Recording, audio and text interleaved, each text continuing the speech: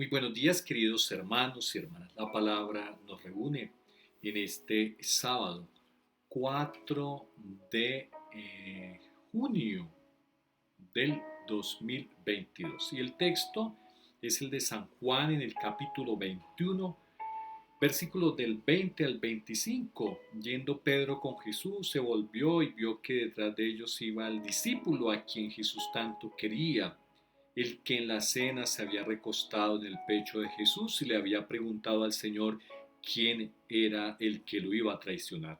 Al verlo le preguntó Pedro a Jesús: Señor, ¿y con él qué va a pasar? Jesús le respondió: si yo quiero, él seguirá presente hasta mi vuelta, y esto no es cosa tuya, tú sígueme. Pues este discípulo es el que da testimonio de estas cosas y el que escribió, y nosotros sabemos que su testimonio es verdadero.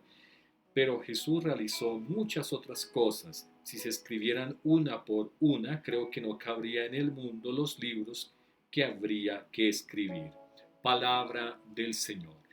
Estamos a finales ya de este Evangelio de San Juan y se nos relata este hecho. Y al final el mismo autor, según la tradición dicen que es Juan, el apóstol, el discípulo, vemos que pues él trata de narrar los hechos más importantes. Este es el tema de lo que nosotros llamamos la tradición que se fue contando de generación en generación, que en un primer momento fue oral, luego ya fue escrita.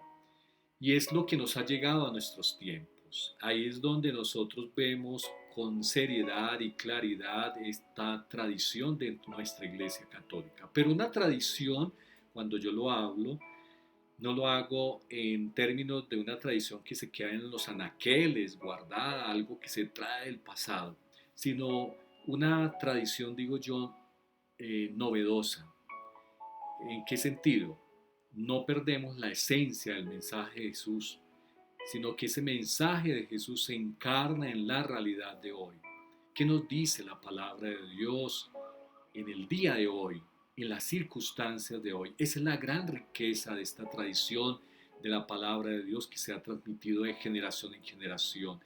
Va respondiendo y siendo muy novedosa a los tiempos de hoy.